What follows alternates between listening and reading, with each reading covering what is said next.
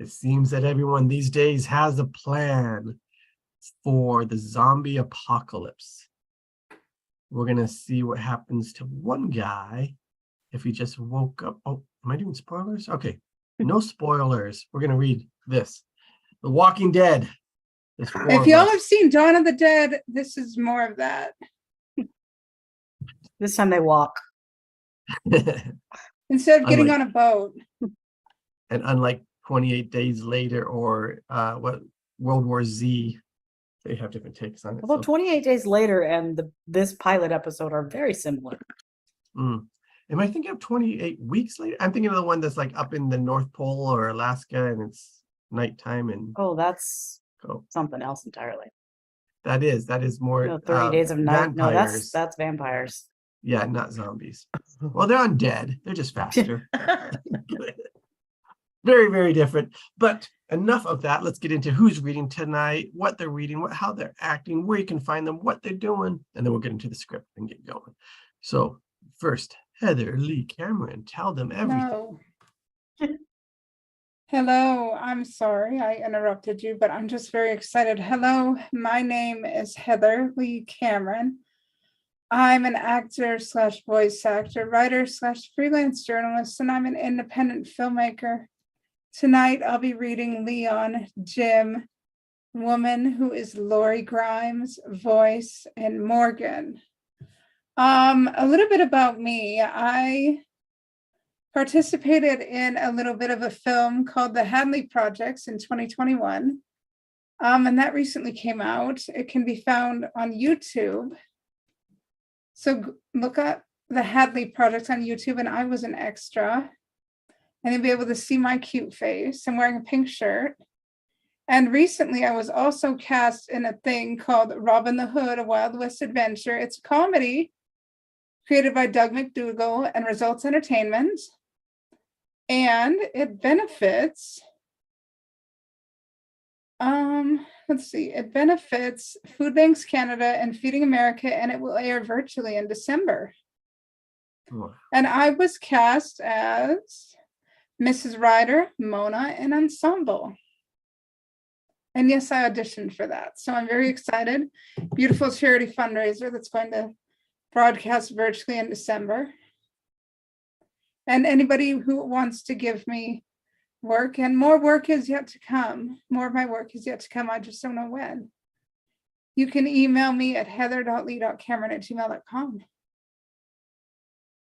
Awesome. That sounds awesome. That one sounds really fun. And yes, it's a cause. it involves actors from both sides of the border. So Mexico? I'm just kidding.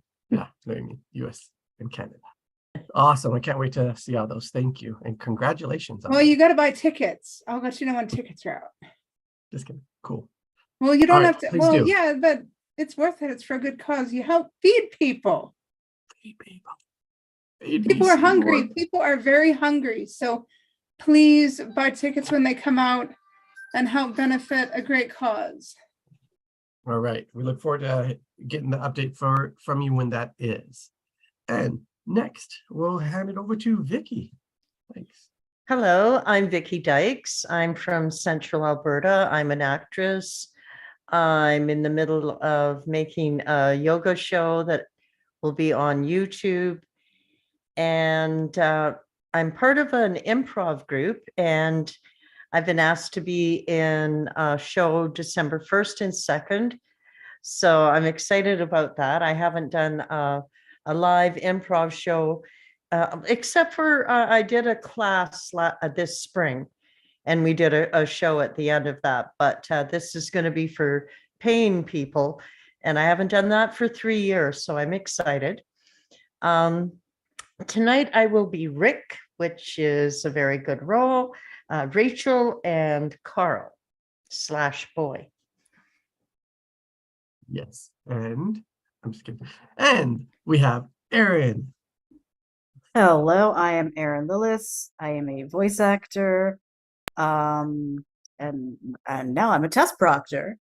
I'm going to be playing tonight the roles of Shane and Dwayne, not to be confused with each other. Little boy, who is also Dwayne, and Shane continued. which is also shame, and voice, which is also shame. Not to be confusing. But in other news, the Audioverse Awards, which are an awards ceremony, awards nomination for independent audio dramas, has their nominations up for the semifinals, and I would highly appreciate if anyone could go to the Audioverse Awards website and nominate one of my shows that I'm in called Calling Darkness. It's our second season, and I believe the third season is being written. I had a big part in both seasons as two different characters, and I would appreciate any votes for Calling Darkness. And I am aaronlillis.com.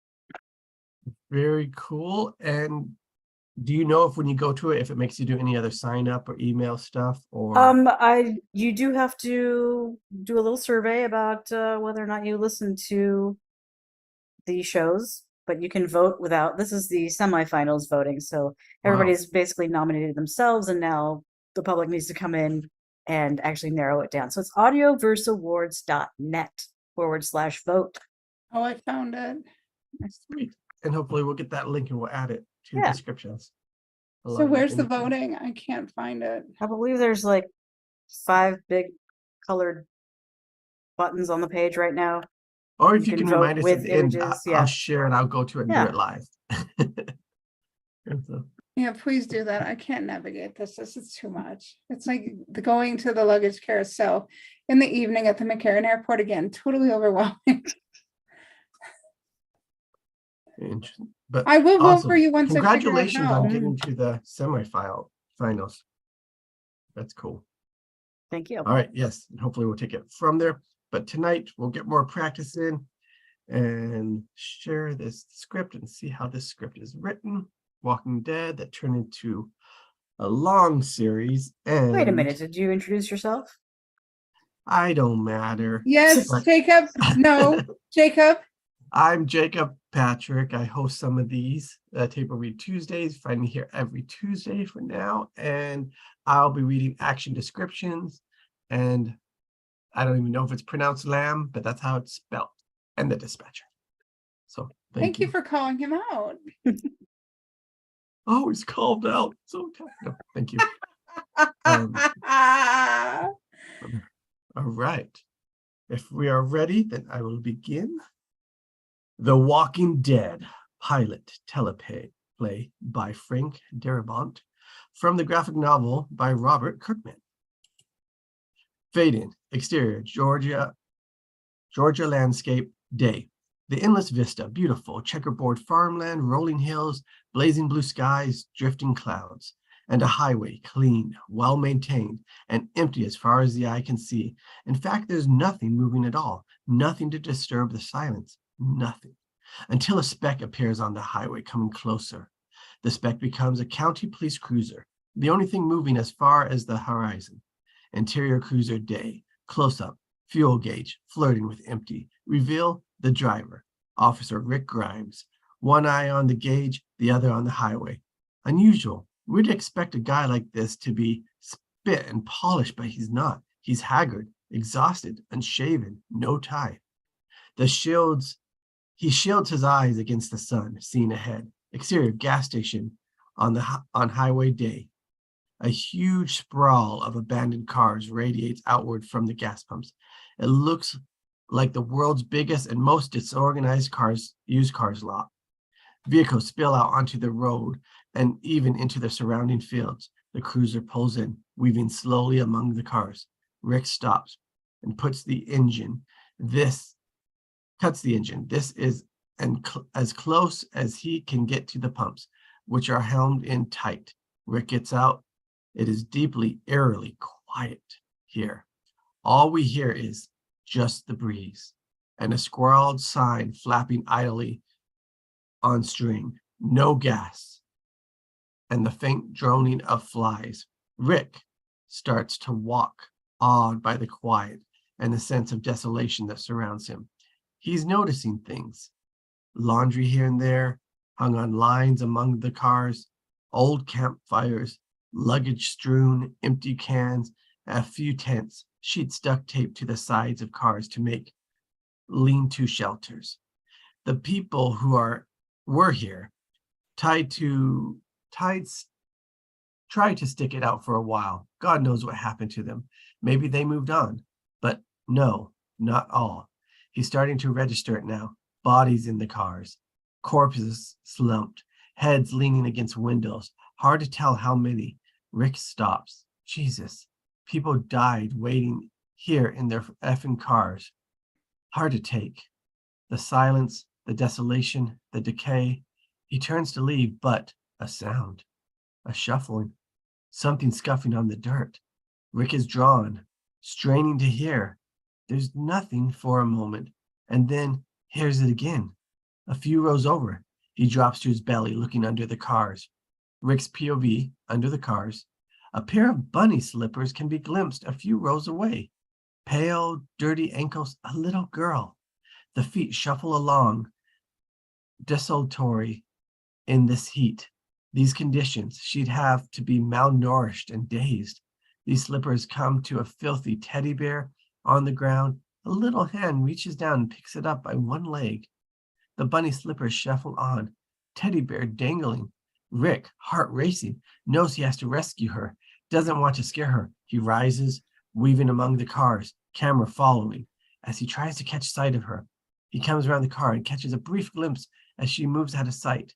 Pajamas and pink terry robe follow Rick faster, desperate not to lose her. He comes around some more cars, sees her up the row ahead. Little girl. Little girl. She slows, stops, looking very vulnerable. Little shoulders, badly matted hair, that dangling teddy bear. I'm a policeman. I'll help you. Don't be afraid, okay? Little girl. She turns, staring at him with deep, sunken eyes, flesh drawn tight on skull and bone, lips torn away, leaving just a snarl of teeth. She's got braces, clots of old decayed meat caught in the metal. She's dead. Not sick, not dressed up for Halloween. Dead. A hungry glare comes into her eyes, the closest thing we'll ever see to an actual thought. She stares. She starts toward him, down the row of abandoned cars. He backs up, numb, unsnaps his holster, hand on the butt of the service revolver. She breaks into a shambling, snarling run. He pulls his weapon, a Colt 35 Python. She's getting close. Blam! The gunshot snaps her head back into a halo of dark. Vicious fluid. She's thrown back, a bunny slipper flying off, crumpling pathetically. Her teddy bear bouncing and tumbling to a stop in the dirt. Various angles, corpse in the cars rouse at the sound of the gunshot. Dead faces rearing up, heads swiveling, eyes gleaming, staring at Rick. Way more of them than he realized. He gazes around, oh crap, as we go to title credit in black, The Walking Dead. Title should be short and simple, graphic and powerful.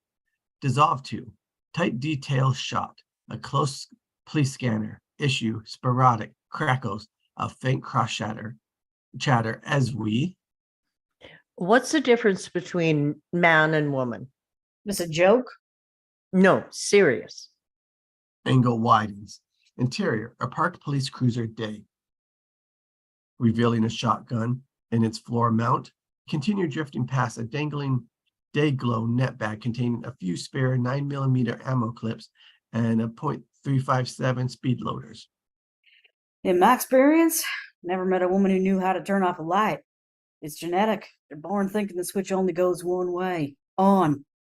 We drift past rubber-banded notebooks, a stapler, a dash-mounted cup of mismatched pens and pencils, all the little telling details that show a cop car is a working office. It's like they're struck blind when they leave a room. Every woman I let have a key, I swear to God, I come home and my house is lit up like a mall at Christmas. We come to a greasy tray box of fries on the dash. We hear rustling fast food wrappers, slurps of soda. So then my job, apparently, because my chromosomes are different, is to go through the house and turn off every light the chick left on. A hand reaches in, grabs fries, dips ketchup. This, then, is the core basis of the male-female dynamic, the yin and the yang. That right? Follow the Fries to Officer Shane Walsh, County Police, in the passenger seat outside a fast food restaurant. Yeah, baby, Reverend Shane is a preaching to you now. He shoves the fries in his mouth, chewing thoughtfully. The same chick, mind you, will bitch about global warming. That goes double if you want to drive something with a decent V8 under the hood, in which case you're a selfish prick killing baby polar bears. He grabs the box of fries off the dash, passes them.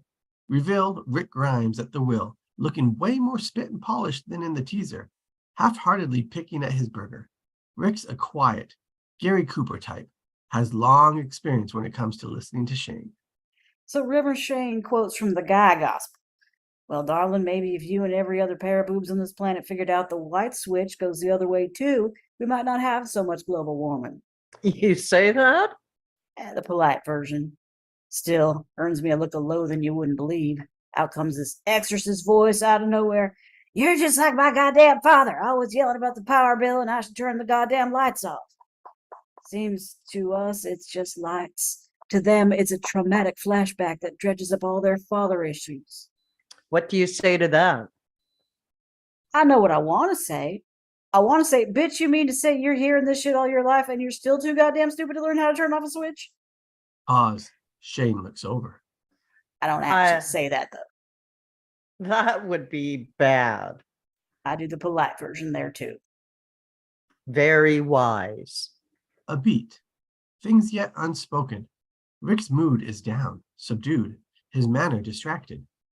How's it with Lori? No, she's good at turning off lights.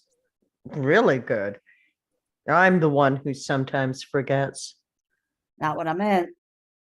Beat. Rick uncomfortable. Finally admits. We didn't have a great night. Yeah? All that under the no shit.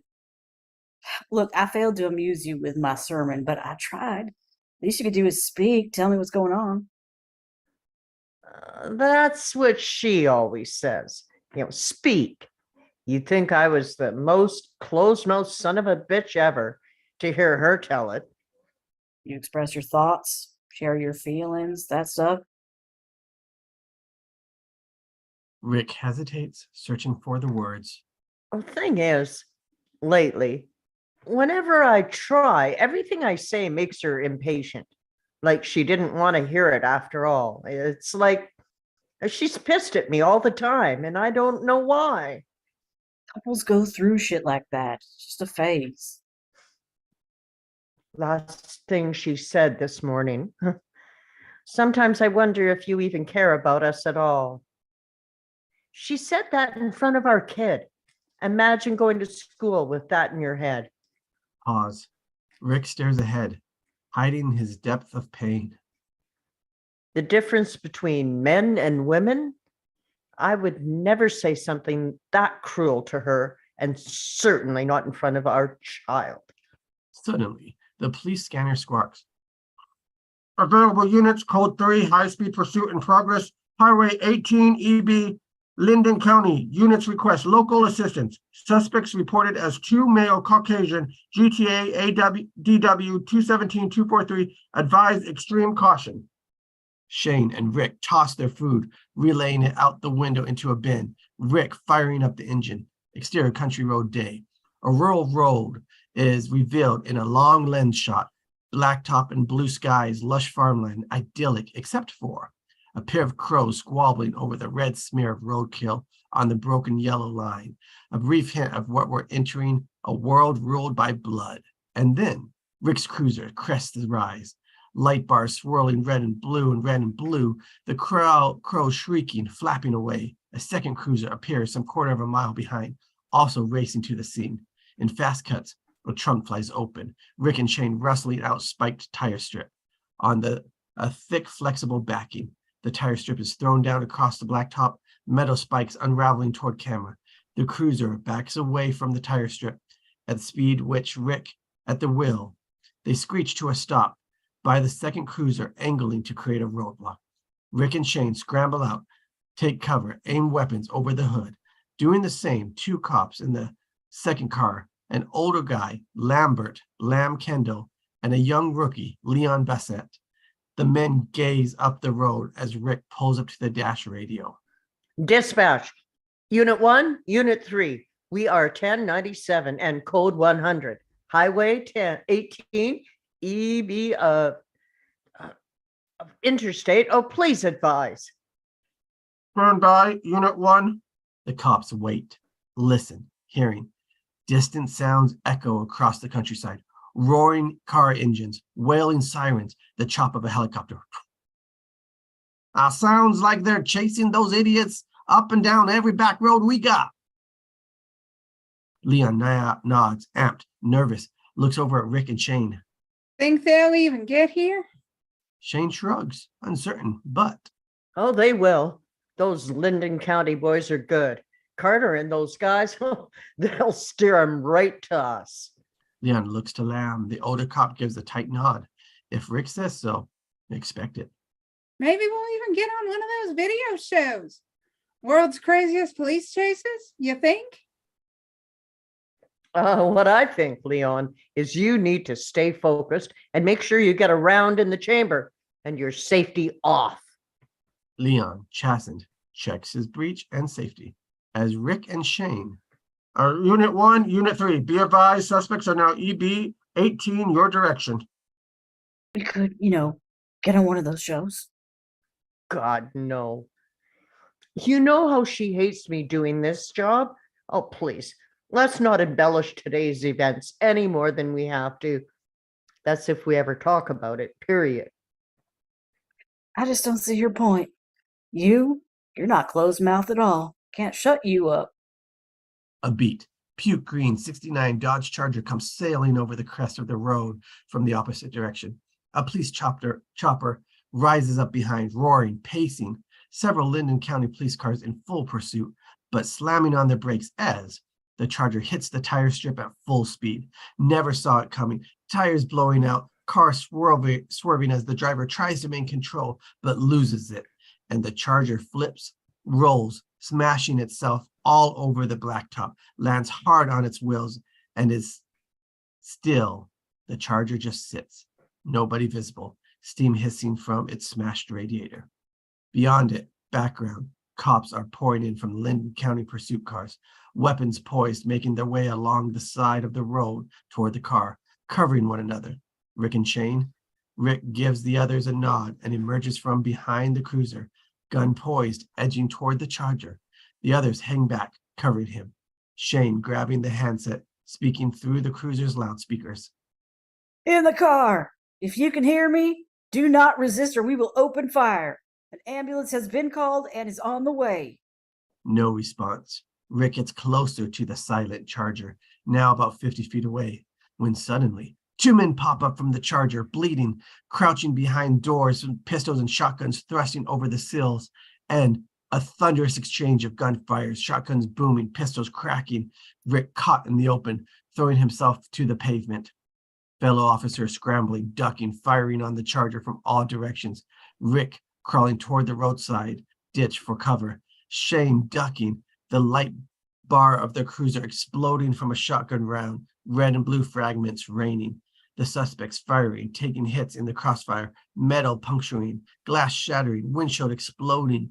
Rick gets to the ditch, too shallow for cover, and a bullet hits him in the chest. His Kevlar vest saving his life, but the impact knocking the wind right out of him. The suspects finally get taken down, torn apart by gunfire, lives draining away, red on the pavement, and it's over. Stunned silence follows. The only sound now is a helicopter hovering high above. Rick! I'm all right.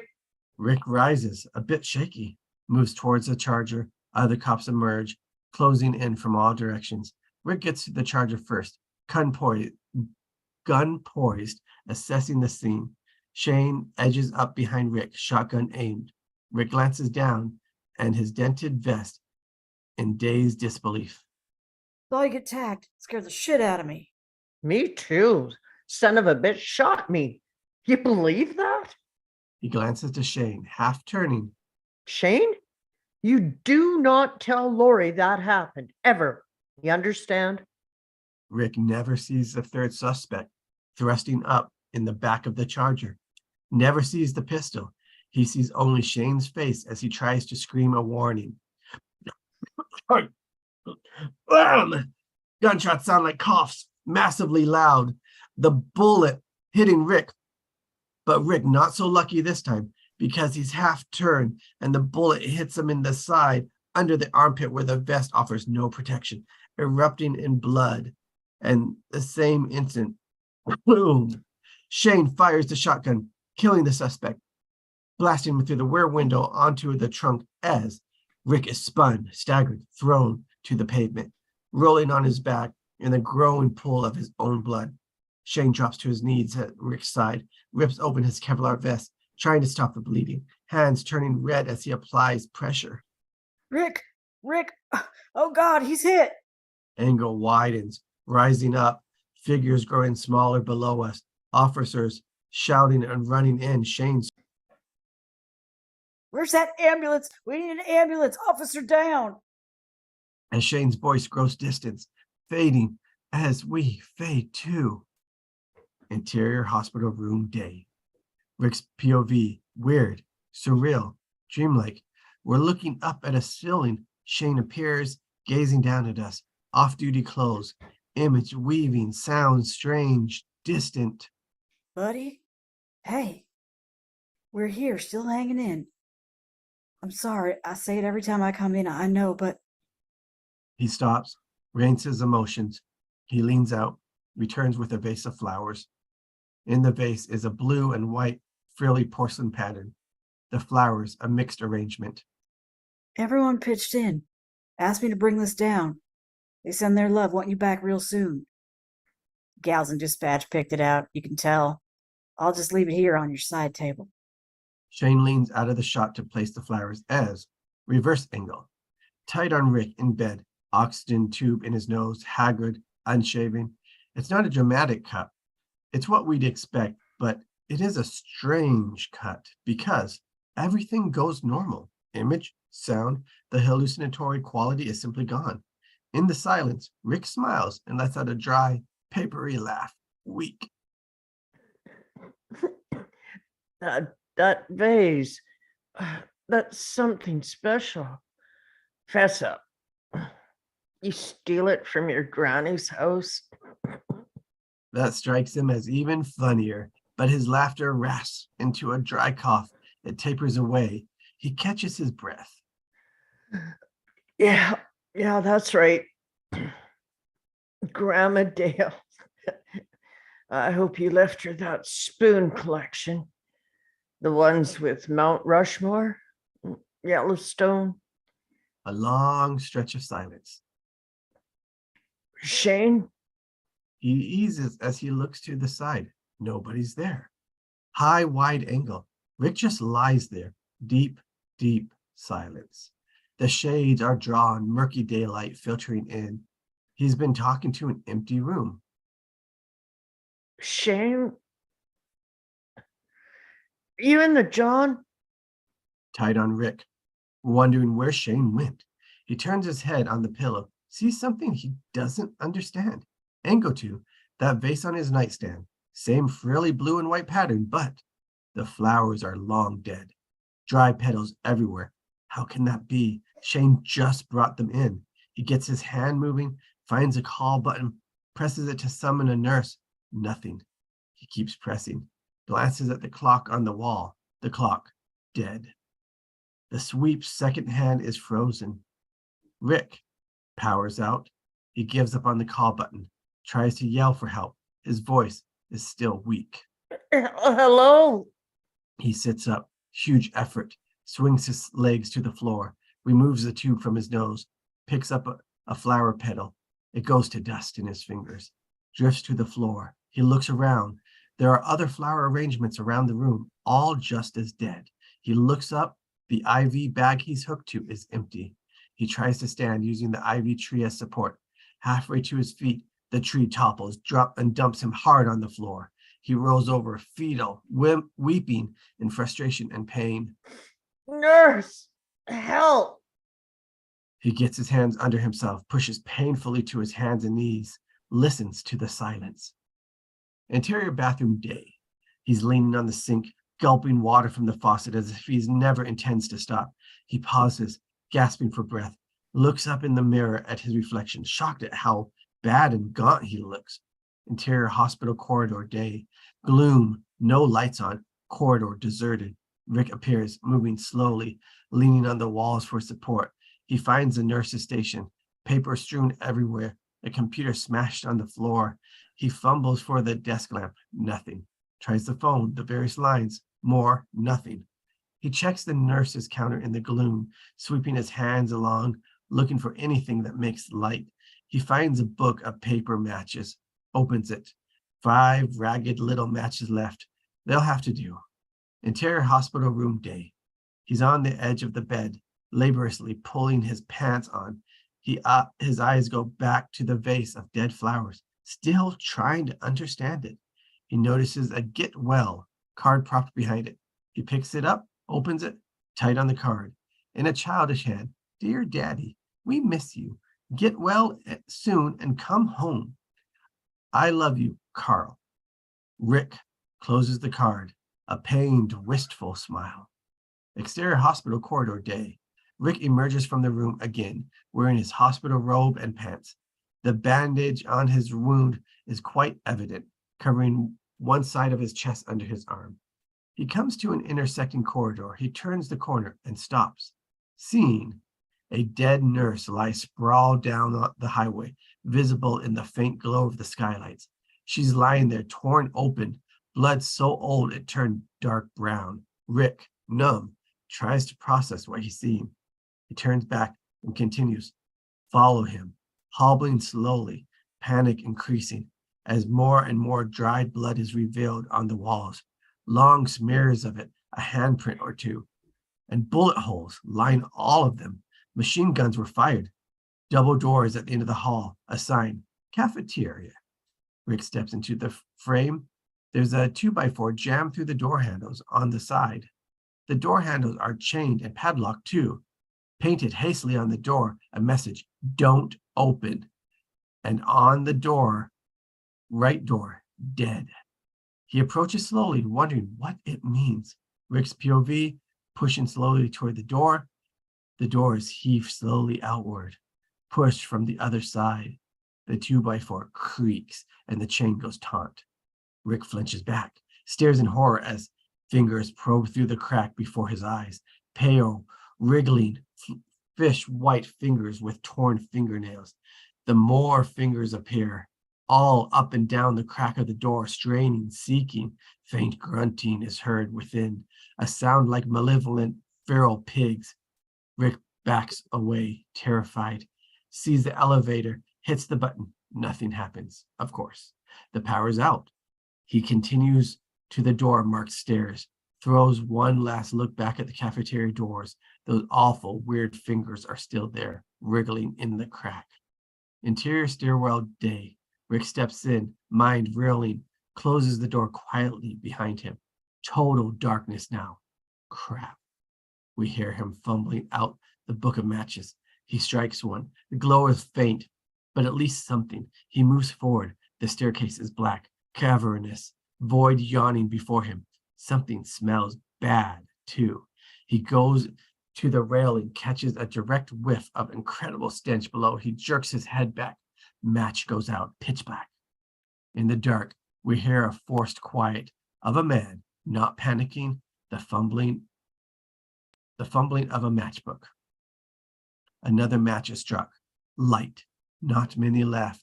Only 3 after this. Gotta make them count. He starts down the stairs, leaning on the railing for support. He takes the step like an 80-year-old afraid of tripping in the dark and falling. That stench, Jesus. He glances over the railing, trying to see, but the light won't reach down the stairwell. Match goes out. Pitch black. He strikes another one. More steps taken carefully. That stench from below is unbelievable. The match light shows. Doors on the landing below, vague in the darkness. A sign that says exit. Huge relief. Gotta get to those doors. Then home free. The match goes out. Pitch black. Just sound now. Rick breathing, wondering if he should risk another match coming further down the stairs in the darkness, using the railing as a guide. Is he near the lower landing? He can't take it anymore. We hear the matchbook. He lights up next to the last match, revealed to see the doors closed just a few steps down, then across the landing. He can't believe that stench. He turns to the railing, peers down the stairwell shaft, inky blackness below, impenetrable, faint, guttering match in his fingers, about to die. He's got to know, can't help himself. He holds the dying flame to the last match in the book. It catches the flares, lighting up the matchbook cover as well. He leans out over the railing and lets it drop. The flaming matchbook plummets down, fluttering like a firefly in the dark, tight on a dead man's face, and smacks a corpse cheek, bounces off and lands inches in front of the decaying, sclerotic eyes. The flame dies. Pitch black. Engel in pitch black. Rick lets out a yell and runs blind, hitting the door. The blackness suddenly opens up before us, throwing us headlong into blazing daylight. Rick, reeling, blinded, hands before his face, trying to get a sense to tamp his inarticulate terror. He gets a hold of himself somewhat, enough to reproach the doors. He forces himself back across the threshold, taking slow steps in, moving to the railing. He's thinking, what I thought I saw in that brief flare of light can't be right. Can't be. He gets there. He looks down. The daylight from the open doors spills faintly down the shaft, but it's enough. The stairwell shaft is below a pit of dead. God knows how many there are. God knows how deep it goes. A vast tangle of them. Dachau in the stairwell of Georgia Hospital. Head wounds. All of or most were shot in the cranium before they were dumped in the stairwell. Exterior hospital loading dock day. Rick emerges into the blinding daylight, mind blown, gasping for fresh air. Engel widened as he moves along the loading dock. More and more dead bodies are revealed, though these at least show some attempt of organization. The bodies were hastily wrapped in white sheets and stacked like firewood along this hospital wall, hundreds of them, blots of dried blood on the sheets. They too were all shot in the head before being dumped here like garbage awaiting pickup. Rick looks back at the exit door he just came out of, realizing when they ran out of the sheets and time and manpower, they just started shooting them and dumping them down the stairwells inside the building. Engel widens, following him past the dump trucks, sitting silently with their load beds full of sheet-wrapped bodies stacked in layers like full of grain. Engel keeps widening. Rick goes into the street and sees madness everywhere. Broken glass, overturned cars, debris. It looks like the world's biggest riot took place. Wide, high angle. Rick is a mere speck in the street below, the silence crushing, dissolved to. Exterior streets, various angles day. Rick walking, streets deserted. Exterior street day. Rick moving barely on his feet, checking cars for ignition keys. Mainly were abandoned doors hanging open. Exterior street day. Whoom, whoom, whoom. The sound of an engine trying to turn. A car sits plowed in the mailbox. Rick is inside cranking the key. The car almost starts. Rick kicks in a cloud of nauseous blue smoke from its exhaust pipe and dies. Silence again. Exterior street day. Rick weaving on his feet past exhausted. Up ahead he sees a bicycle lying in the tall weeds just off the road. He approaches, sees a dead woman lying near it. It looks like she took a horrible spill and died here at the side of the road. She's desiccated, skeletal, her lower half mostly gone, as if consumed by animals. Rick reaches for the bike, gets it upright, a tire's flat, but the bike rolls. The woman turns her head and looks at him. Rick cries out in shock, drops the bike in the grass. Her hand twitches, claws in weak frustration. Rick reels back horrified, but turns away, not wanting to look, stumbles to sit on the park bench, tight on Rick, sitting, his back to the body lying on the grass background, willing himself not to turn and look again, mind whirling, trying to convince himself he imagined it. He finally glances back. The woman is still. Rick looks forward again, working up his courage. He forces himself to his feet, forces himself to go back for the bike. As he gets close, the woman starts moving again. She knows he's there. Rick gets on the bike and pedals away. She is left writhing weakly in the grass, making awful keening sounds. Dissolved to exterior street, Rick's house, day. Rick appears, a lone figure, shaky on the bicycle. He arrives at the house, drops the bike on the lawn. The house looks bad. Windows broken, screen door torn off. He's badly winded, dizzy, and spent. He forces himself up the porch steps to the front door, heart racing, trying not to panic at the condition of the place and the fact that the front door is open. Interior of Rick's house, day. He finds the living room trashed, curtains hanging in tatters, furniture overturned, items strewn about. Lori! Camera follows as he staggers through the house, finding destruction everywhere. Dishes broken and scattered in the kitchen, shelves overturned in the den. Lori! Carl! Interior bedroom, day. He enters and stops, breathing hard. Drawers are pulled out, dumped empty on the floor as if items were packed. Exterior house, day. Rick exits onto the porch, dazed, at a loss. He gazes out at the dead street, the empty desolation. Some kid's big wheel in the street, a tire swing moving slowly in the breeze, strewn clothing. He sits down on the porch steps, devastated, not knowing what to do, how to feel, how to cope. Pause. He glances up and sees a figure in the street. A man is walking slowly in this direction, coming up the block. Rick shields his eyes against the sun, trying to see.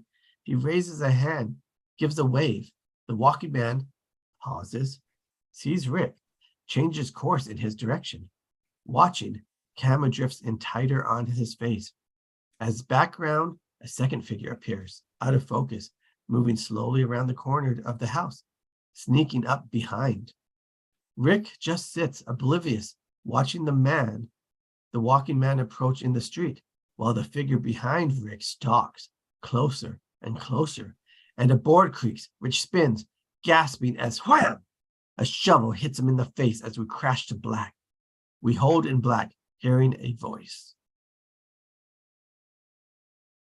Daddy! Daddy! Carl! And we fade up from black to Rick, lying on a yellowed grass semi-conscious. Carl! Daddy! Carl? Carl! I found you! Rick's POV, looking through the weeds tilted at an angle, we see a black boy, Dwayne, age 10, standing over us with a shovel, getting ready to whack us again, calling past Rick toward the street.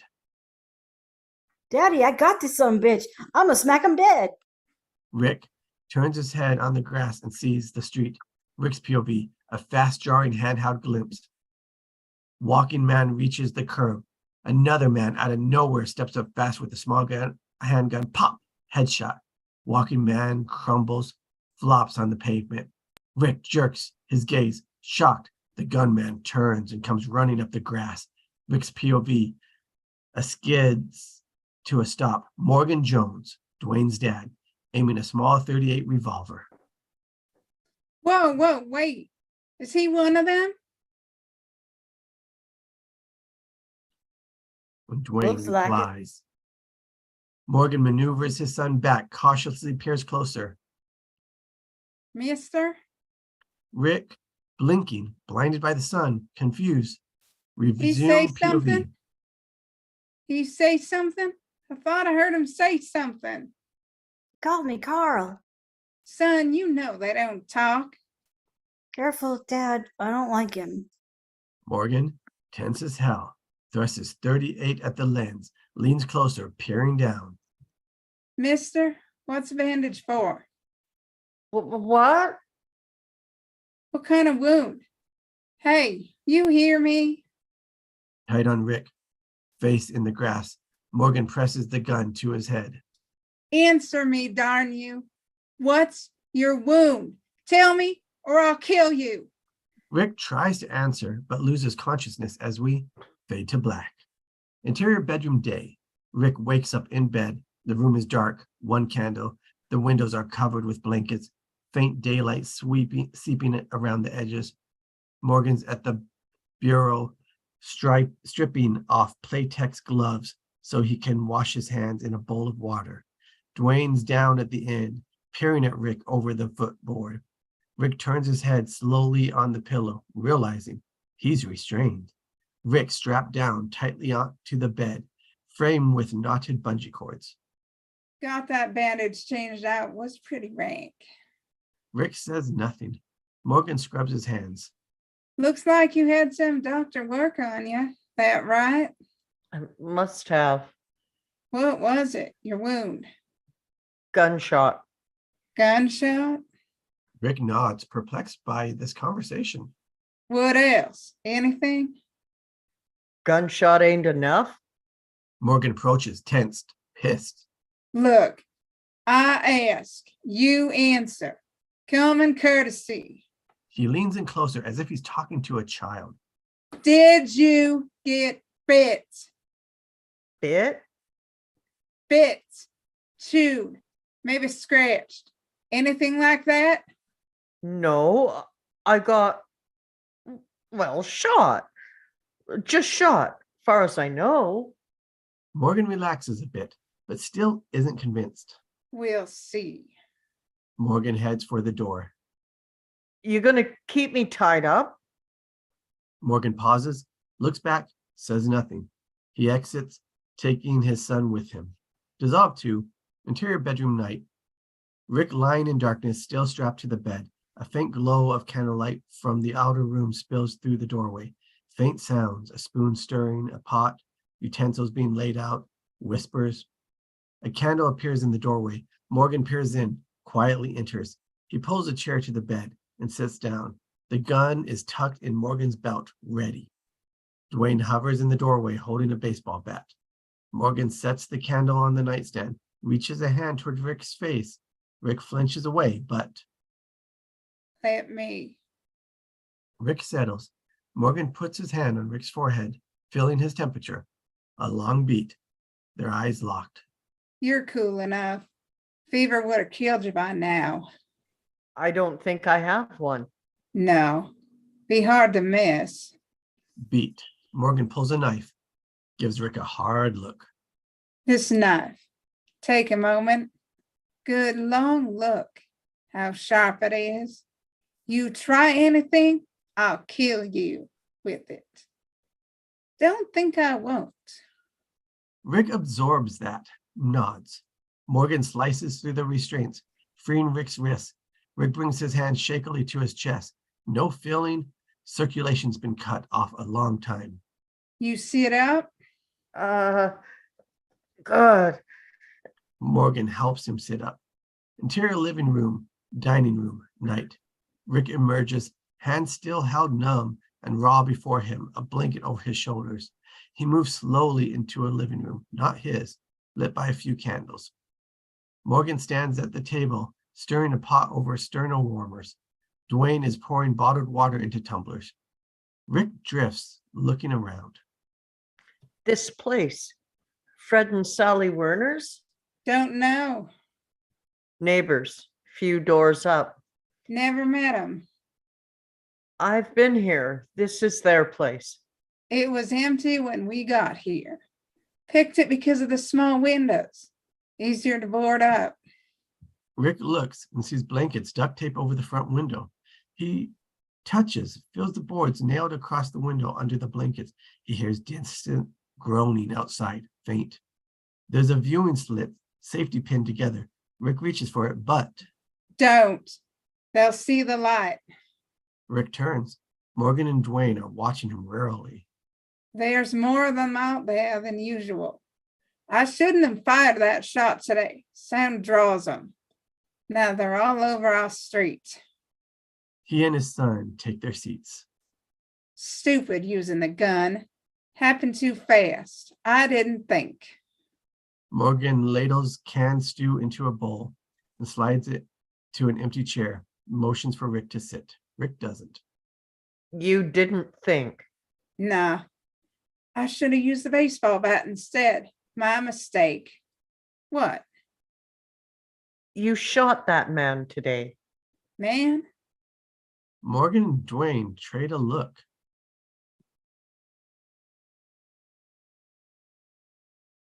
And Dwayne wakes up and says, Weren't no man. What the hell was that out of your mouth just now? Son, you speak English. I know you do. It wasn't a man. Rick stares at them. A man who committed murder today is calmly correcting his son's grammar? Surreal. I saw you. You shot him in the street out front. A man. You need glasses, friend. It was a walker. Come on, sit down before you fall down. Rick gives in. He sits. Dwayne is seated between the men, poised with his spoon. Daddy, blessing.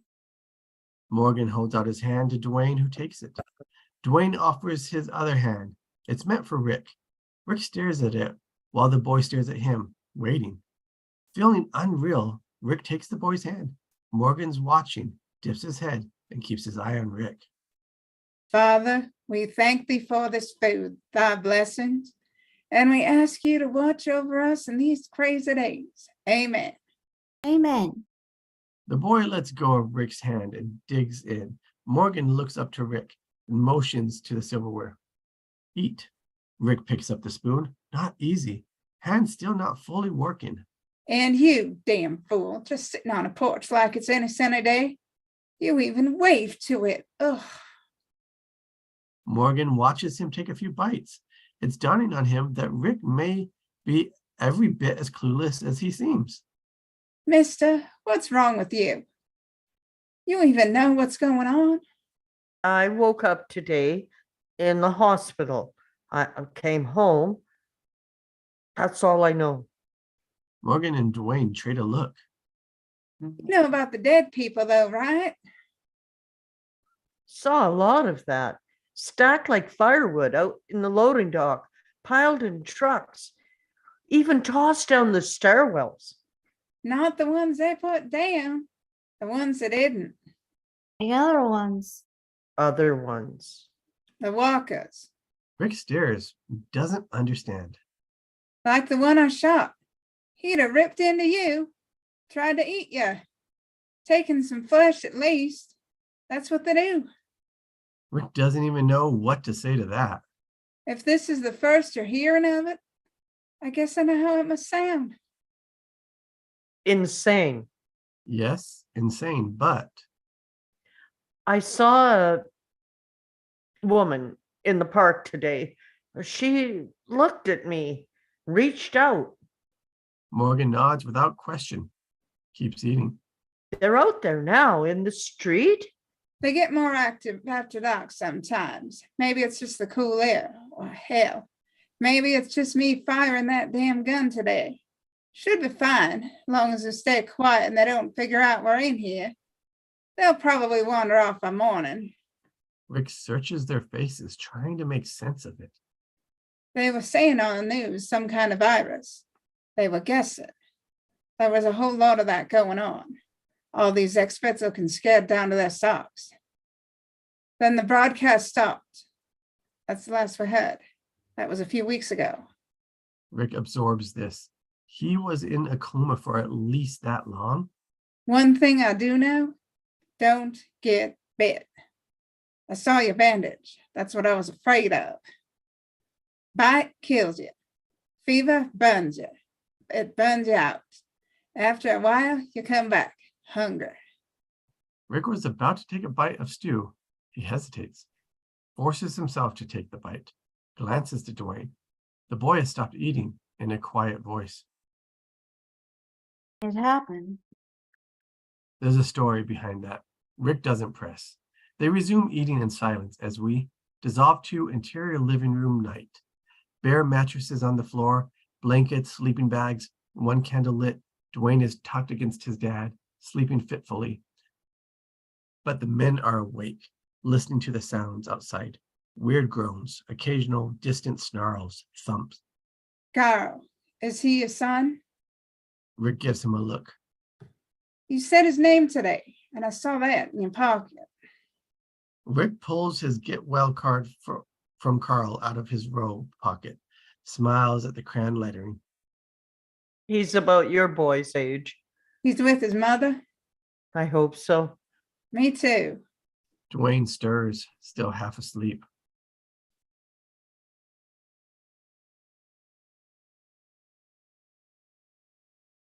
And Dwayne. Did you ask him? The gunshot? We got a bet going. My voice says you're a bank robber. Rick can't help but smiling. Yeah, that's me. Deadly as Dillinger. Kapow. Police officer. Morgan smiles.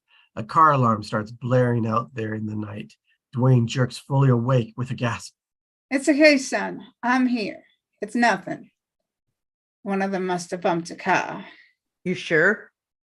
Happened once before. Went for a few minutes. The men trade a look, hearts pounding, both uncertain. Wordless agreement. They rise, blowing out the candle, and move to the front window, to the duct tape blanket. Morgan carefully undoes the safety pins of the viewing slit, opens it a few inches, just enough to see out. A spill of moonlight hits his eye. POV through the blanket slit. Dark street, figures moving around out there, walking aimless. Some are turning toward the noise of the car alarm. A vehicle parked down the street. Rick and Morgan. That Honda down the street, same one as last time.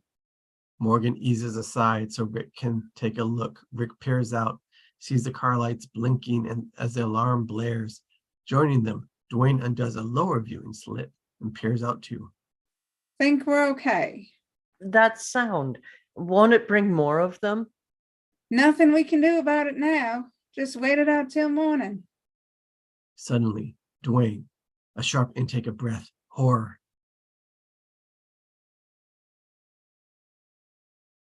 She's here. He's here. Morgan reacts, moves aside, looks out. Don't look, Dwayne. Just get away from the window. Go. The boy tears himself away from the window, runs back to the mattress, throws himself down. Morgan hurries after him. Rick's left at the window. No clue what's going on. Shh. Quiet now. Morgan gathers his son in his arms, the boy huddled against him, crying on his chest. Rick turns back to the viewing slit and peers out. Rick's POV, a walker is drifting up the lawn toward us, a woman, her skin, once black, now the color of dead fish. Rick pulls back. It's like she knows they're inside. In fact, as she watches, she changes course from the window and drifts toward the front door. Rick loses sight of her. He leaves the slit and eases to the door instead, listens, barely breathing. He puts his eye to the peephole, fisheye lens. The woman is just outside, wildly distorted in the fisheye effect. Turning her head, also listening, she reaches her hand out toward the door and soft scratching. She wants in. Across the room, Morgan's holding his son, grabs a pillow, whispering. Gotta be quiet now, Dwayne. Cry into the pillow. Rick at the door, frozen, listening as the scratching stops. Pause. He looks down. The doorknob is turning slowly back and forth. She's trying to get in, but boards are nailed in place. Rick backs away and goes back to his spot, sinks to the floor, riveted to the doorknob, revolving slowly, compulsively. Rick looks over and sees tears shimmering down Morgan's eyes. She died in the other room, on that bed in there. Nothing I could do.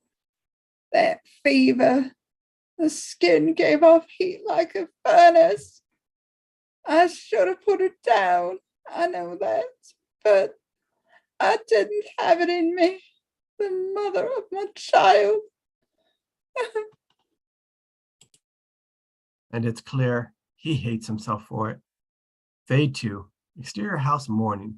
The street is mostly deserted now. One walker, male, sitting on the curb, slumped against a telephone pole in a trooper state common to their behavior, like a deep stupor. Also, a body in the street, another walker, for real, dead.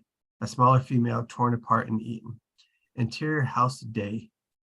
On door, a crowbar enters frame. pulls the boards. Exterior house day. As the door opens, Rick and Morgan, cautious, they emerge, trailed by Dwayne. Nobody got much sleep last night. Rick has a baseball bat, keeping his voice down, eyeing the walker slumped on the curb. We're sure they're dead. I know, but I have to ask at least one more time. They're dead. Rick nods. Okay. He turns and moves off the porch, heads across the lawn. Morgan brings the crowbar as backup. On the curb, the walker rouses, looks back, it sees them coming. It heaves itself up, lurching to its feet. But Rick, fast, without pause, hauls off and splits its skull with a few brutal blows of the bat. The walker collapses and twitched at its feet, goes still. Rick, breathing hard, pauses to see how he feels about what he's just done. In truth, right now, he doesn't feel much of anything. He looks out at the female lying eaten in the street, throws a questioning look to Morgan. If they don't find fresh, they'll eat one of their own. Take one of the weaker ones. They start down the street toward Rick's house. Morgan motions to Dwayne to stick close. That porch, where you found me, you ever see anybody over there, that house? Area was pretty deserted by the time we got here. Saw a few folks scurry out, a few last holdouts, but not that house. Interior Rick's house day. Rick leads the way in, stops, looks around at the wreckage that used to be his home. They're alive. My wife and son. Morgan, doubtful, looking around. At least they were when they left. How can you know? From the look of this place. I found empty drawers in the bedroom. They packed some clothes, not all. They were in a hurry, but enough to travel. Anybody could have broken in here and stolen clothes. Rick gazes at the walls, shaking his head. See the framed photos on the walls? Morgan looks and sees nothing, blank spots. Neither do I. Some random thief take those too, you think?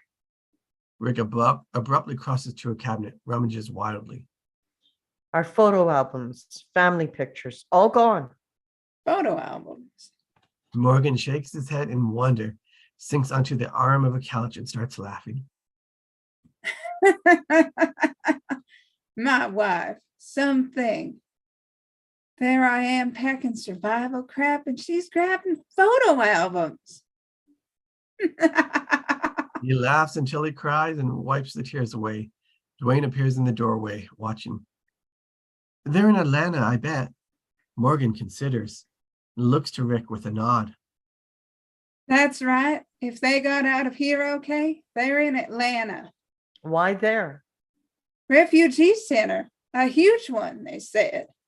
Before the broadcast stops, military protection, food, shelter, told people to go there. Said it'd be the safest. Plus, they got that disease place. Center for Disease Control said they were working out how to solve this thing. Hold on, Rick, absorbing this, a feeling of hope stirring in him for the first time since he woke up. Follow him into the kitchen. He opens a drawer, rummages sets of keys, and finds the set he's looking for. Interior police station day. The back door unlocks, and Rick leads them in. Morgan and Dwayne carry duffels, cleans stacks of clothes.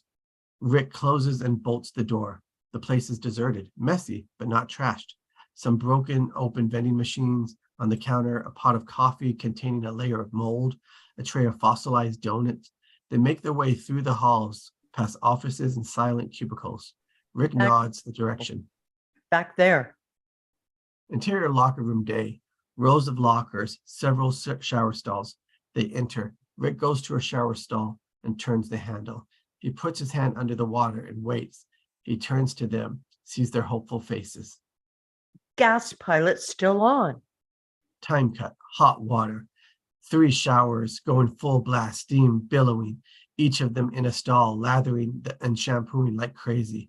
There's a lot of joyful hollowing going on. Time cut. Silence now. The guys are wearing towels, basking in the aftermath of a hot shower. Rick and Morgan sitting on the locker bench. Rick grabs some folded clothes, jeans, underwear, shirts, boy size. Rick motions Dwayne over and holds up the jeans. I thought so. You and Carl, just about the same size. He hands the clothes over and nods to the back. Dressing room back there. Delighted, the boy hurries off, leaving them in. What do you say, Dwayne?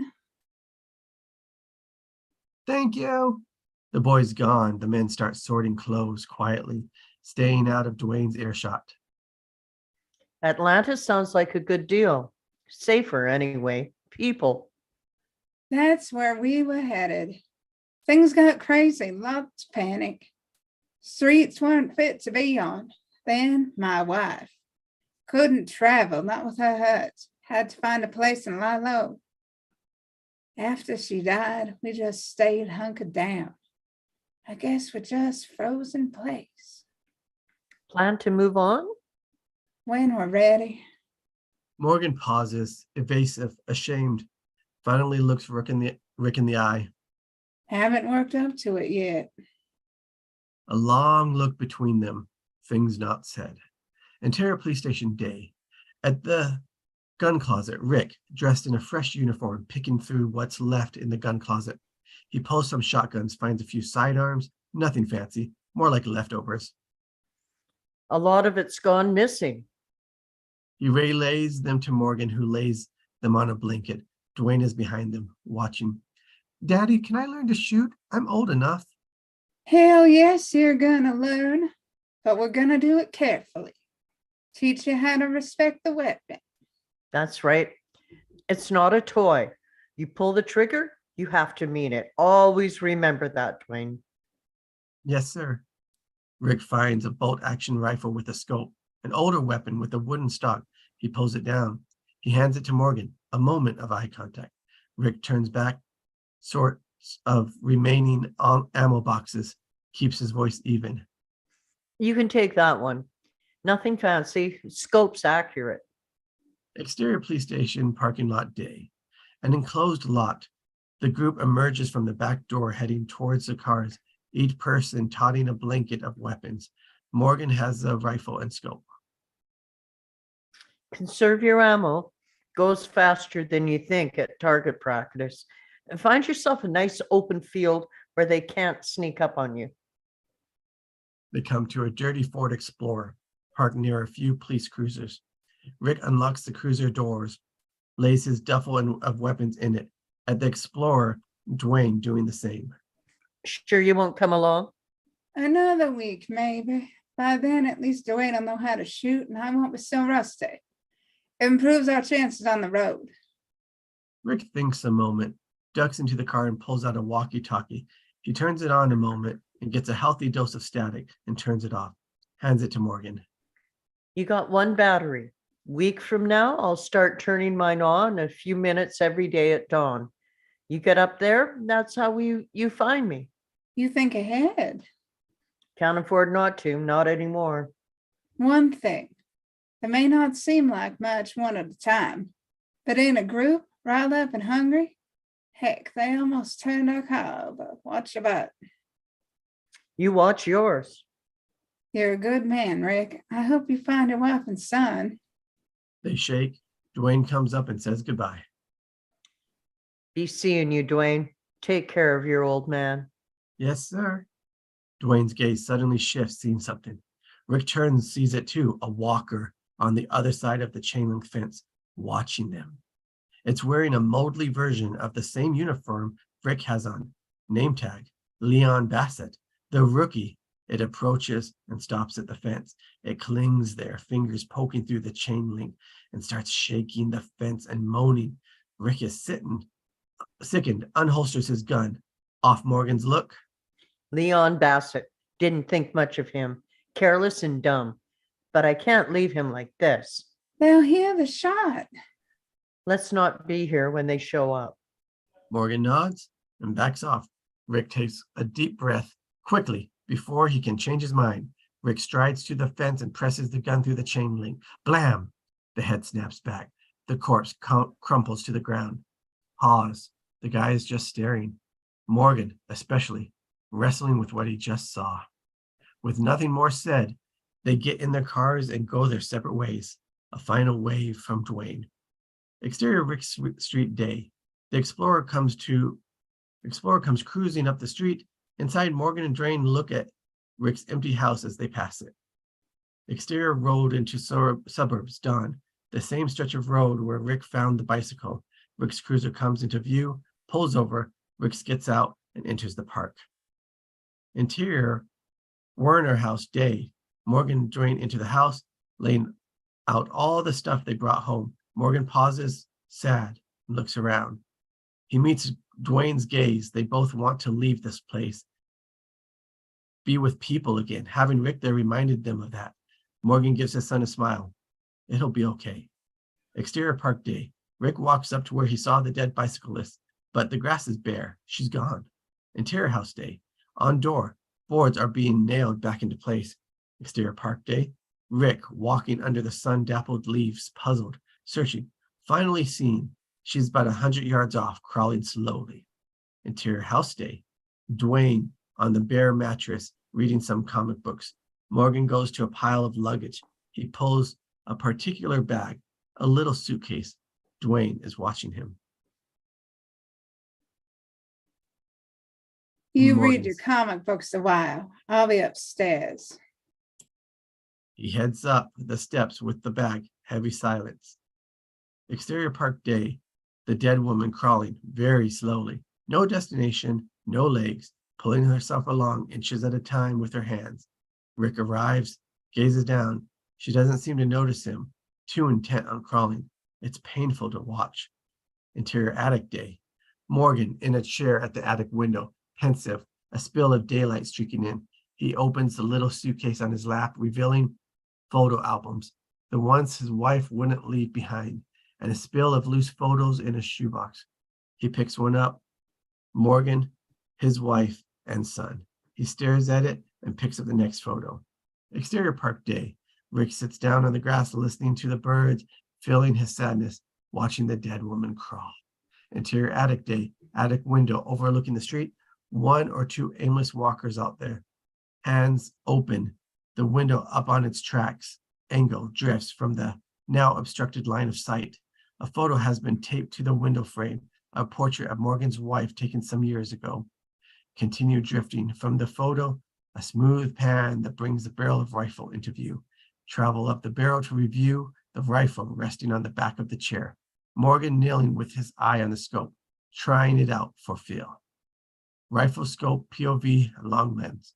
Crosshair is sweeping the street, finding a walker, settling, finding its head, perfect lineup. Bam! The head erupts, the walker goes down. The rifle shot echoes for miles. Downstairs, Dwayne jumps up to the stairs, heart pounding. Daddy? It's all right, Dwayne. Stay there. Don't come up. Dwayne, uncertain, goes back to his spot. In the attic, Morgan puts his eyes back on the scope, blinking away the sweat. Jenny, come on, baby. Exterior park day, as Rick watches, the dead woman realizes he's there, turns her head, gazes up at him, starts reaching, moaning, chewing at the air. There's something deeply pathetic about it. Rick pulls his pistol softly. I'm sorry this happened to you. He abruptly fires, a round through her brain. She goes still. He rises, walks away. Interior attic day. Morgan at the scope, finger on the trigger, waiting. Rifle scope POV. Many more walkers out there now, drawn by the earlier rifle shot.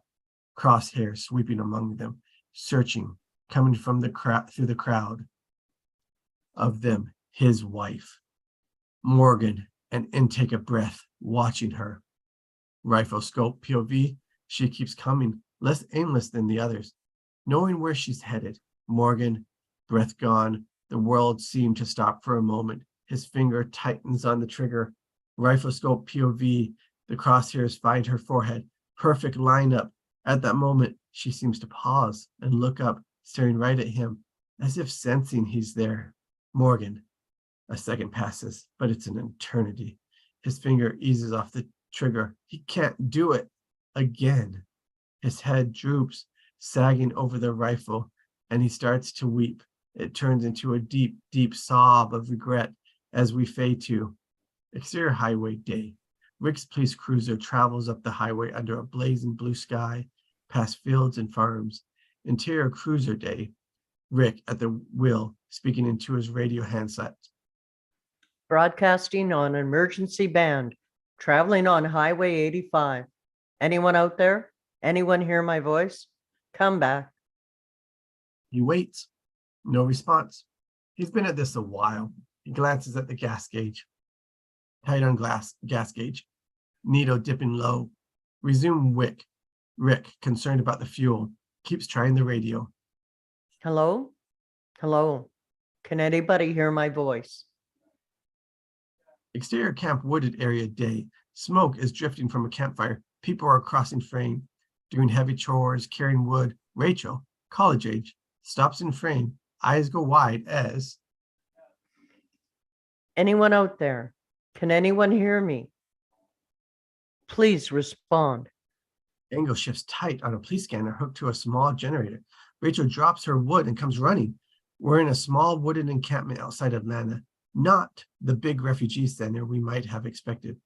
An old RV atop which sits Dale, 60s, on guard duty with a rifle. Ragtag tents and other vehicles. Rachel grabs the headset and toggles. Hey, hello? Hello, can you hear my voice? A few others are gathered to listen as. Yes, I can hear you. Oh, you're coming through. Over?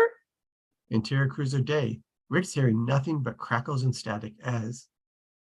Broadcasting on emergency channel. Traveling on Highway 85. If anyone reads, please respond. Exterior camp day. Yes, yes, I'm reading you. She tweaks the dial, trying to clear the signal, but Rick's voice is breaking up. Hello, anybody? Emergency band. Traveling on highway. My name is Rachel, and we're here just outside the. She loses the signal in the storm of static. Oh, damn it. She keeps tweaking the knob, trying to get the signal back, toggling. Hello, hello. Interior cruiser day. Rick gives up, clicks off, hangs the radio. Gazing ahead, one eye on the gas gauge, looking tired, haggard, unshaven. Up ahead, he sees exterior gas station on highway day. In a repeat of the teaser, Rick's cruiser pulls quietly in past the abandoned cars. He stops and gets out and listens to the silence. The breeze, the hand-scrawled sign, no gas, the faint droning of flies. He starts to walk the desolate, profound, exterior camp day. Rachel looks to somebody off screen. He didn't hear me. I didn't get a chance to warn him. Behind her is Jim, 50s, in a John Deere cap. And Jim says, that's you. Oh. Try and raise him again. Go on, you know best how to work the thing. A hand reaches in and raises the handset and toggles. Hello? Hello. Hello? Is the person who called still on the air? Beat tilt up to reveal Shane, Rick's best friend and fellow cop. He keeps tweaking the signal. Officer Shane Walsh here, broadcasting to unknown persons. Please respond. Hello, hello, come back. Nothing, just static. Shane shakes his head. He's gone. The others fall silent. Gone. Sounds ominous. We'll try again. Every 20 minutes or so. Shane hangs up the handset as. There are others. It's not just us. He turns. A woman is among the others, watching him. We knew there would be. That's why we got the scanner on. A lot of good it's doing. I've been saying for a week we got to put out signs on 85. Warn people away from the city. Shane glances around, uncomfortable being challenged in front of the group. Haven't had time. We need to make time. Right now, that's a luxury we can't afford. We're staying alive here day to day. You may not have noticed. Who the hell would we send anyway? I'll go. Give me a vehicle. She turns and stalks off. A boy in the group is horrified. Mom! She rises, motions to the boy, don't worry, and catches up to her. Shane, she's pissed. So is he, but he keeps his voice even, speaking quietly. Wait, now look, nobody goes anywhere alone. You know that. Be pissed at me all you want, but it's just not gonna happen. She pulls away, glowering, moves off. Interior tent day, and enters a tent. He follows her in. I'm not putting you in danger, even if you want to slap me upside my head sometimes. You feel the need, go right ahead. She softens a bit at that. He goes to her, takes her in his arms, speaking intimately now. Baby, you can't run off half-cocked, promise me. If not for the sake, my sake, or yours, then for his. He's been through a lot. Doesn't need more grief, okay? She gives in and nods. Shane pulls her close, gives her a deep kiss. It lingers. Then he walks out. Beat. The boy drifts to the tent flap and peers in. She gives him a warm smile, forcing it for his sake. Don't worry. I'm not going anywhere. Exterior gas station on Highway Day.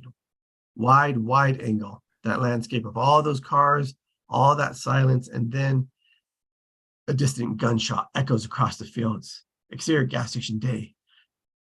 The little girl flies back, hitting the ground, a bunny slipper flying off one foot, her teddy bear rolling, tumbling, coming up atop in the dust. Rick, horrified at what he just had to do. Surrounding cars, many of the corpses roused, faces appearing, sitting up, staring at Rick. He gazes around. Oh, crap. He thought they were all actually dead. He had no idea so many of them weren't. He hears all the cars creak open, then another. A few are already crawling and slithering. Rick hauls back to the cruiser, walkers appearing in the rows around him. Fast glimpses as he runs. He jumps in his car and starts the engine, backs out fast. A walker appears at the side window, clawing at the glass. But Rick puts it into drive and accelerates away. Dissolved to interior cruiser day.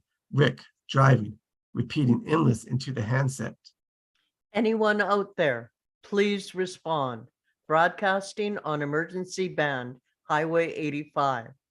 Exterior highway day. The cruiser comes up the road, sputtering and slowing down, jerking to a stop on fumes. Then silence. The engine ticking in the heat. Rick gets out. He reaches back in and slings the duffel bag of weapons over his shoulder. He pops the trunk, pulls a gas can, and starts walking. Exterior highway day. Sun beating down, duffel getting heavier. Rick pauses, seeing a farmhouse a few hundred yards ahead. He leaves the highway and cuts across the field. Exterior farmhouse day, and approaches the house. Hello? Police officer out here. Can I borrow some gas? He moves toward the front door and pounds on it. Nothing. It's dead, quiet, eerie. Rick circles the house and peers in the window and sees an empty kitchen. He continues to the next window and gazes in. Rick's handheld POV through the window and sees a family sprawled on the floor of the parlor. Interior farmhouse day. Rick is at the window peering in, face grim, tilt down to the bodies on the floor, all shot in the head. Angle goes to a rifle dangling from a hand. We pan up to the dead man holding the gun. He's on the couch, the wall behind him splattered brown. Continue panning to the wall sprawled in paint. God forgive us. Interior farmhouse day. Rick turns away, shaken. Follow as he goes around the house to see a pickup truck near the barn. He goes to the truck. It's unlocked, but no keys. He gazes back at the house, nauseated at the thought of having to go in there to look. But then here's a whinny. He turns and sees a horse eating grass in the field. She lifts her head and stares back at him. Time cut. Rick is easing into the field from the barn, a rope coiled in his hands. Trying not to spook the horse watches him, ears swirling, bends down to crop some more grass. Easy now. Easy. The horse lifts its head. shies a bit, uncertain. Not gonna hurt you. Nothing like that. More like a proposal. The animal just stares back. Rick eases even closer. There's this place up the road a ways. It's safe. Food, shelter, people, other horses too, I bet. How's that sound? He steps up. He lets him gently slip the rope over his head. A good start, at least. Time cut. Rick leads the horse from the barn, now saddled. I haven't done this for years. Let's go easy, okay? He cautiously gets his foot in the stirrup, waits to see how the horse will react. She waits patiently. He swings himself up into the saddle.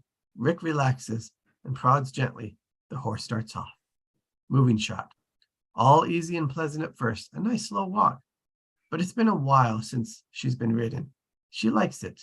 The walk turns into a trot, then a canter. Whoa, whoa. And then a full gallop. Hey, whoa. The horse isn't stopping. All Rick can do is hang on at first, but then she gets in the rhythm of being in the saddle and starts to enjoy it too, and is swept by unexpected joy that makes him laugh out loud. It's a feeling that won't last long because, dissolved to, exterior highway day. Rick grimly rides the horse up a slow walk and stops and gazes off softly. Holy God. Wide reverse angle. Atlanta before us.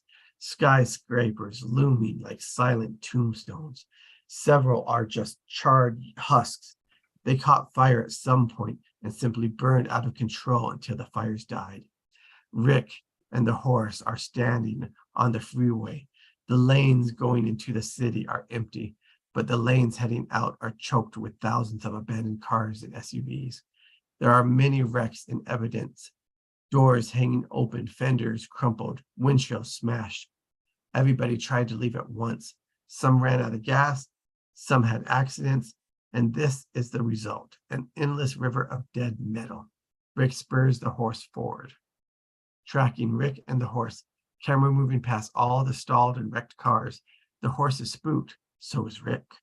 Dissolved to exterior Atlanta streets, various angles day. Rick rides slowly down a major street. Windows are smashed, cars are overturned, trashed, and debris is everywhere. Rick moves past. An Abrams tank sits mutely in the street, muzzle aimed at the sky. A corpse of a soldier is sprawled across the turret where he was killed and eaten. Crows now picking at his remains. Other corpses too, eaten. They were slaughtered here and torn apart days or weeks ago. A ghastly Alamo. Figures appear here and there, walkers. They peer out of broken windows, straggle out of doorways. One emerges from an abandoned city bus. They start following Rick and the horse. Rick gets the horse to a trot, easily outdistances them. The horse is nervous. Rick pats her neck and reassures her. It's all right, girl. Steady. There's just a few. Nothing we can't outrun. Suddenly, Rick hears a sound, a distant rumble that comes and goes teasingly. He reins the horse up, stops to listen. Just a silence now. Camera moves in on Rick as he keeps listening, holding his breath, wondering if he imagined it. There it is again, a distant rumble. For a moment, the sound becomes distant. Woof, whoop, whoop, whoop. Helicopter rotors? Rick reins back, trying to track the sound. It echoes from various directions, bouncing off buildings. Rick is craning in the saddle, desperate, and there, a helicopter, fast, fleeting glimpse of it in between the buildings, and there, it's gone in an instant. Hard to say what kind, but it might have been a military Huey. Higher! Rick spurs the horse to a gallop, racing in that direction. Another angle. Rick tries hard, following the helicopter sound, veering around the corner, a full gallop on the street, and he reins back in shock. Cold fear slamming through him because, reverse angle, the street is filled with the walking dead. Not just some stragglers like before, but dozens of them. The walkers turn their faces to Rick. Dead, greedy eyes. The mass of dead surge toward us. Its animal feeding frenzy instinct, as Morgan had warned. Rick wheels the horse around and gallops back around the corner, but the dead are surging from that direction too. The horse panics and rears, almost throwing back. The animal bolts toward the tank, Rick hanging on. The walkers closing from all directions. The horse plows into them, the walkers grabbing and clawing. Rick fumbling for the duffel, trying to pull a shotgun. The horse starts rearing in circles, getting swarmed by the dead. Rick is thrown. He lands on the pavement, wind knocked out. Losing the duffel and weapons, he looks up and sees the horse rearing and falling, screaming and kicking as it disappears into the seething mass of snarling dead. Rick doesn't seem to have time to be horrified. The dead are swarming the horse in a mindless frenzy, but more than a few are noticing Rick. They come for him. Rick scrambles back in terror, back elbows across the pavement towards the back of the tank, trying to get away. Just as they lunge at him, he rolls under the tank, under the rear of the vehicle, onto his stomach, crawling forward as they grab his ankles. He kicks free and keeps crawling, trapped by the tank. The treads on either side, creating to enclose a tunnel open only at the front and back. Walkers crawl under the tank for him, growling like dogs, trying to grab his feet. Rick keeps going toward daylight at the front of the tank, pulling his sidearm from his holster. His only weapon now. Forward is his only means to escape, but walkers are there now too, crouching and crawling under. He's getting heamed front and back. He fires twice toward the front, 3 times toward the back, killing a few, but they keep closing on him, far outnumbering the bullets in his gun. In that horrible moment, Rick knows he's dead. We can't see it in his eyes. There's no way he'll let himself get torn apart, but he puts the gun to his own head. Lori, Carl, I'm sorry. Rolls onto his back to pull the trigger and sees an open belly hatch above his face. He scrambles up through the hatch into the tank, Walker snarling, crawling as he pulls his legs up. Interior tank day. He slams the hatch in their faces and sits there for a moment, heart beating, mind racing. He leans back against the bulkhead, catching his breath. A dead soldier nearby, lying there slumped. The soldier turns his head and looks at him. They stare at each other a moment. Rick's breath leaves his body. The soldier starts to lean forward. Blam! The last bullet in Rick's gun, stunning loud in the steel confines of the tank. The soldier's head snaps back, punching a halo of blood onto the bulkhead. A slow motion sequence, only slightly slow-mo enough to be weird, disorienting as a gunshot echoes off. Rick cringes, oh crap, mistake. He's hearing it's gone, a high ringing tone in his ears like being in a vacuum. He looks up, a round glimpse of daylight. The upper turret hatch is open. If they get in there, he is dead. Groggy and dazed, he leans over, reaching and pulls the dead soldier's sidearm, a NATO-approved 9mm Colt automatic. He checks the breech, loaded. He pushes to his feet, unsteady, and starts up the ladder toward the turret hatch, eyes on that round hole of daylight above, dreading it as he gets closer. A face appears up there, and he thrusts the Colt up, fires. He barely hears the gunshot this time, just a muffled. His face disappears, falling away. Rick gets up there and puts his head through the hatch and sees Rick's handheld POV, slow-mo effect gone. On the ground, his duffel lying there, weapons scattered among the walkers. Even worse, his walkie-talkie, the one he promised Morgan he'd turn on every morning at dawn. Walkers are swarming, climbing the tank to get at him. His hearing is starting to come back, real sounds returning, the grunts, snarls, moans. Rick reaches up and pulls down the hatch as dead hands come scrambling. Interior tank day. Rick gets to the hatch, locked, slides back down and drops heavily to the floor. Catching his breath, he sits, leans heavily on the bulkhead, spent. His hair slowly returning. He can hear his own breathing now in the silence of the tank and the sounds outside. Exterior tank various day. Walkers everywhere, disorienting frenzy, teeth and flailing hands, the horse on its back thrashing and kicking weakly in the swarm. Interior tank day, tight on Rick. A pensive silence, he glances around, hopeless, knowing this tank will very likely be his tomb. Listless, he raises the coat and injects the mag to check it. It's got a full load of rounds. He shoves the mag back in, considers what to do. He sits there for a while, numb. The shot holds. Just when we think there's nothing left to break the silence, a soft crackle of static, a voice. Hey, you dumbass. You in the tank? You cozy in there? End credit music begins as camera closes in on Rick and turns his head stunned, staring toward the forward compartment at the radio. Exterior tank day, angle looking down. Calmer rises slowly, drifting up from the tank. Dreamlike, revealing more and more of the street below. More and more walkers arriving, flailing en masse. An ever-widening shot of vast, snarling frenzy. An ocean of them fade out. All right.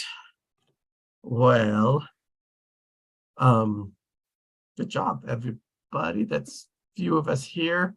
Like the few people surviving, all those dead that are there. Shall we take a few minutes and come back and talk a little bit about it before we go? Okay. Yeah. You okay for that, Heather? I know you're probably tired and want to head out. Yeah, I'm a little tired. Yeah. Should we talk about just a few minutes and then go? Sure. It's just a few of Yeah. us. Yeah. All right. Okay. You guys have any thoughts on it first? I hope he knows how to drive a tank. I don't remember if he does or not. That's a good thought. That thought didn't even cross my mind. I can't believe that. And how could they just, he was in a coma. Couldn't they have just put him in the back of a truck? How could they just leave him? I think Oh. they forgot. They forgot he was there. He's lucky that they did. Yeah. Because otherwise he'd most likely be dead. Like almost everybody is dead, and they probably wouldn't be able to carry him. I mean, he could have survived. That could have been an option. But one thing I appreciated and respected in the show and that they had to do, which I didn't catch in the script, maybe I missed it, but I didn't see it, is that the room that he was in the hospital was the door was kind of pinned and blocked by a gurney and other items.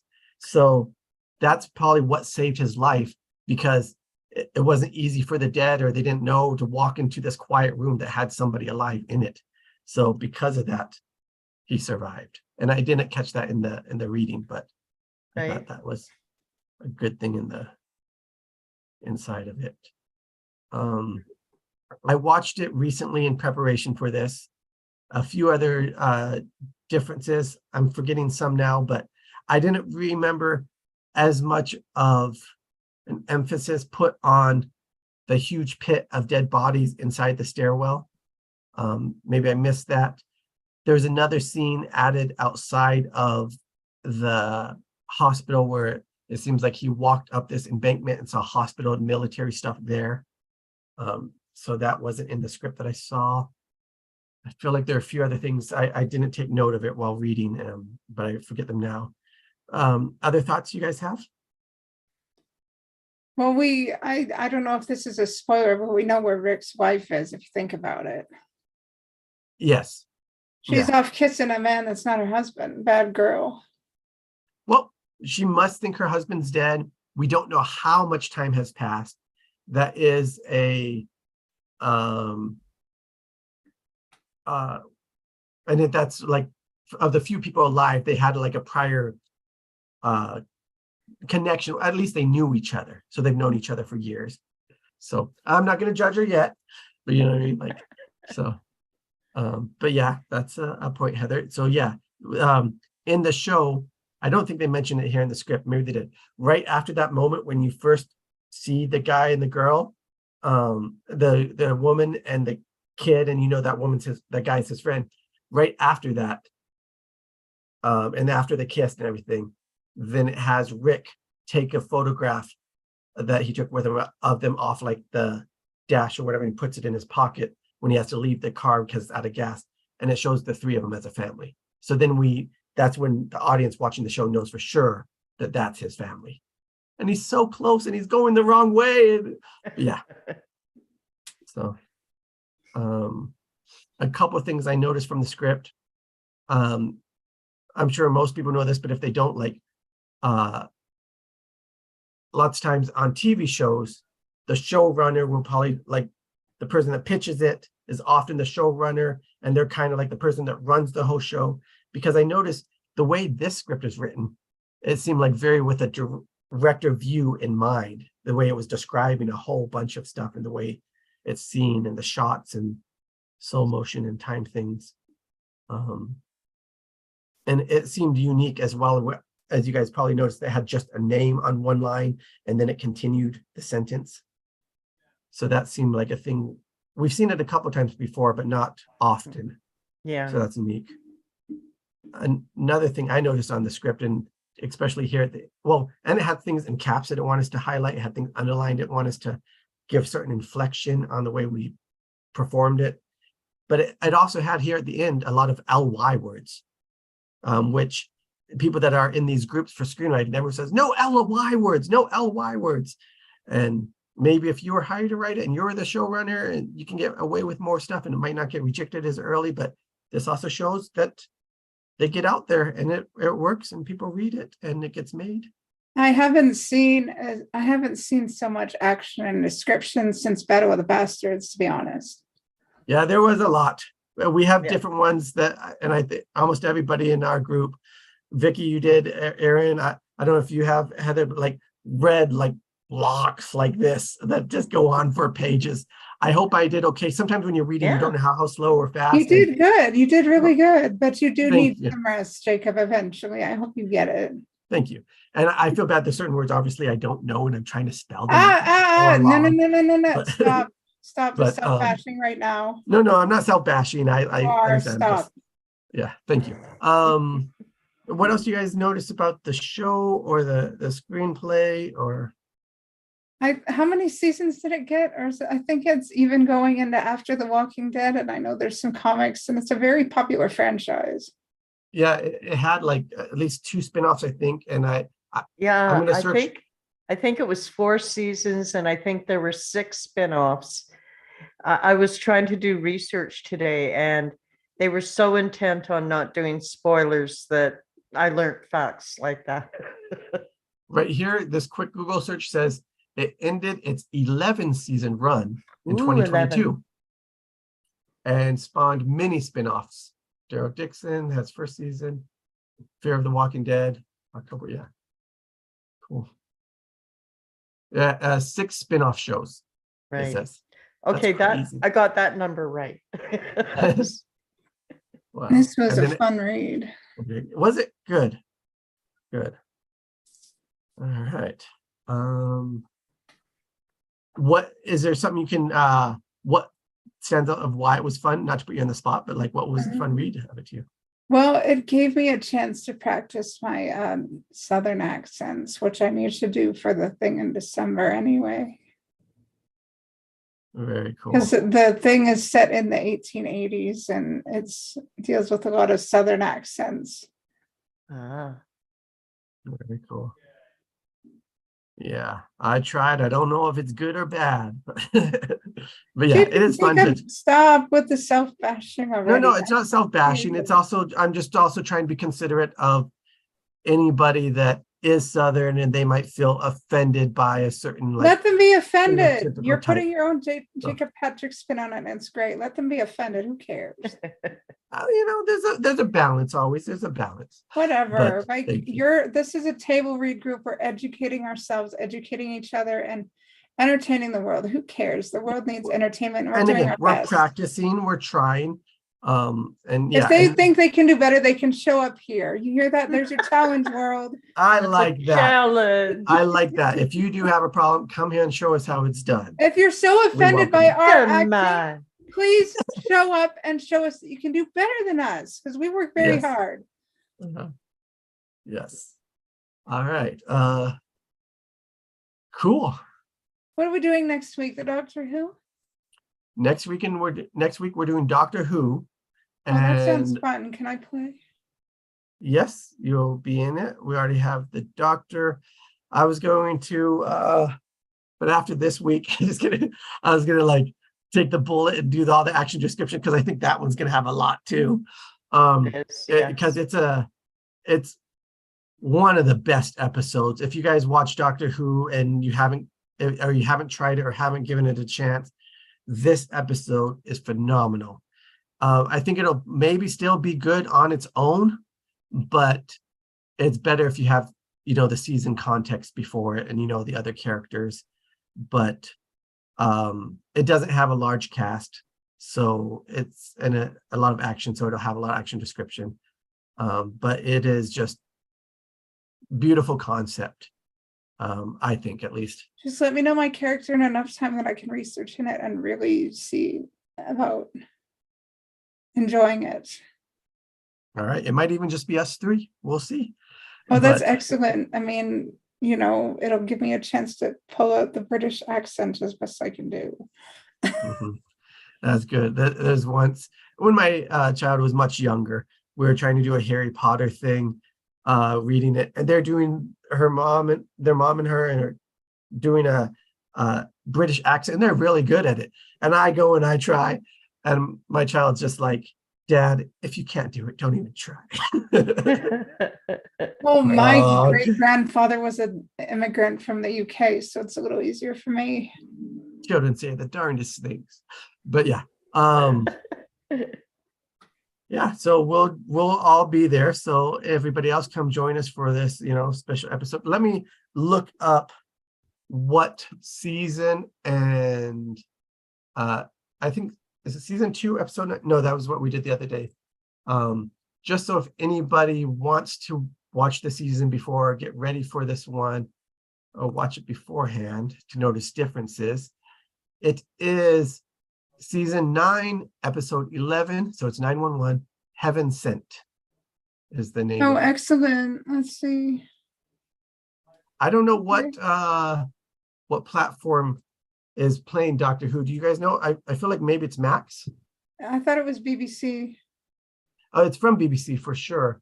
Yeah. But all the different ones now license out their shows so they can make more money on it from somewhere else. Oh, I don't know. It'll be fine. Just can you message me that? I won't remember it in my head. It looks like there is maybe a BBC iPlayer. It also says Amazon, but it's saying Netflix and HBO Max too, but this is sometimes out of date.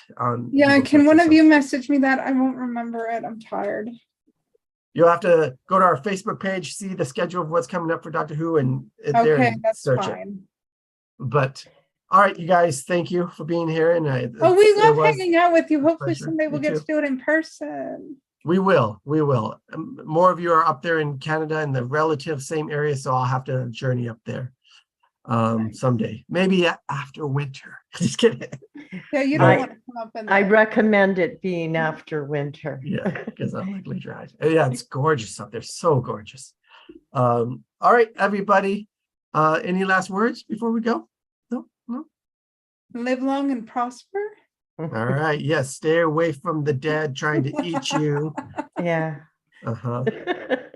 See All you right. next week for All Hallows Eve. when Yes. Play. See you next week. We'll be British next week, people. It will be very British indeed.